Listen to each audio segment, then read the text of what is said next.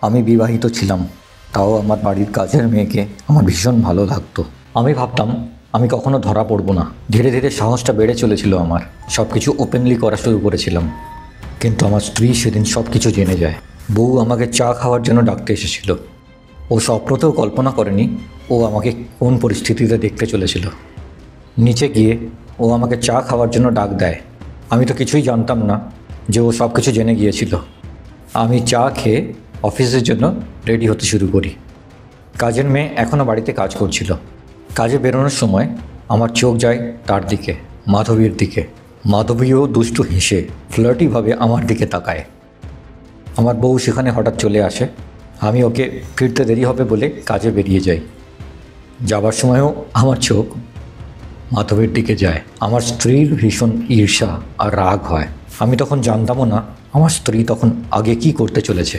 ওভেনে খাবার চাপানো ছিল। আমার স্ত্রীর তখন কোনো খেয়ালই নেই। পাশে মাধবীও কাজ করছিল। আমার স্ত্রীর মাইন্ডে শুধু একটাই কথা তখন, তার হাজব্যান্ডের অ্যাফেয়ার তার বাড়ির কাজের মেয়ের সাথে চলছে। কাজের মেয়ে নোটিস করে কিছু পুড়ে যাচ্ছে। সে বলে ওঠে সব কিছু জ্বলে যাচ্ছে। স্ত্রী তাকে উত্তর দেয়, হ্যাঁ, সব কিছু নষ্ট হয়ে যাচ্ছে। মাধবীর এই কথাটা মাথায় খটকায়। একটা স্ত্রী সব কিছু সহ্য করে নেবে, কিন্তু সে নিজের হাজব্যান্ডকে কখনো শেয়ার করতে পারবে না। বিষয়টা গম্ভীর ছিল। আমার স্ত্রী তখন হয়তো নিজেকে কম্পেয়ার করছিল ওই কাজের মেয়ের সাথে। ওর একটা শক লেগেছিল। ও খুব দুঃখী হয়ে পড়েছিল। একটু পর মাধবী ওখানে আসে আর বলে তার কাজ শেষ হয়ে গেছে। ও বাড়ি যেতে যায় আর তখনই হঠাৎ আমার স্ত্রী তাকে কিছু একটা বলে। বিকেলে আমি অফিস থেকে ফিরি খুব টায়ার্ড অবস্থায়। ফিরে আমি নোটিস করি মাধবী বাড়িতে নেই। ওর কথা মনে আসে, তাই আমি স্ত্রীকে জিজ্ঞেস করি মাধবী কাজ কেমন করছে। আমি তো জানতামও না আমার স্ত্রী মাধবীকে কাজ থেকে বার করে দিয়েছে। মাধবীর সন্ধেবেলাও কাজে আসার কথা থাকে, সে আজ আসেনি।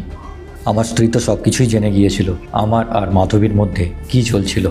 ডিনার করার সময় খেতে খেতে আমার মনে পড়ে মাধবী তো এখনও এলো না। আমি আবার জিজ্ঞাসা করি মাধবী আজ কোথায়, কাজে এলো না কেন? আমার স্ত্রী কোনো উত্তর দেয় না। রাতে যখন বেডরুমে বসেছিলাম ঘুমানোর আগে, আমার স্ত্রী ভাবতে থাকে আমি ওকে চিট করেছি, তাও আবার ঘরের কাজের মেয়ের সাথে। শেষ পর্যন্ত আমাকে জিজ্ঞেস করেই ফেলে। যখন আমি তৃতীয়বার ওকে জিজ্ঞেস করি মাধবী আসেনি কেন, ওর আসা উচিত ছিল, কারণ ওর স্যালারি নেয়। আমার বউ বলে হ্যাঁ, ও স্যালারি নেয়, ওর আসা উচিত ছিল, কিন্তু স্যালারি থেকে বেশি ওর আর কিছু পাওয়া উচিত নয় যা তুমি দিচ্ছ। আমি পুরোপুরি বুঝে যাই আমার স্ত্রী কী বলতে চেয়েছিল। আমি চুপ হয়ে যাই। যে কাজটা আমি করছিলাম, আমার স্ত্রী চুপ করে শুয়ে পড়ে। আমার মনে গিল্টি ফিলিং ছিল, পশ্চাতাপ ছিল আর দুঃখ ছিল। কিন্তু আমি মানি আমার স্ত্রীর আমাকে ক্ষমা করে দেওয়া উচিত, কারণ আমি ওর হাজব্যান্ড। ঠিক বলছি না বন্ধুরা?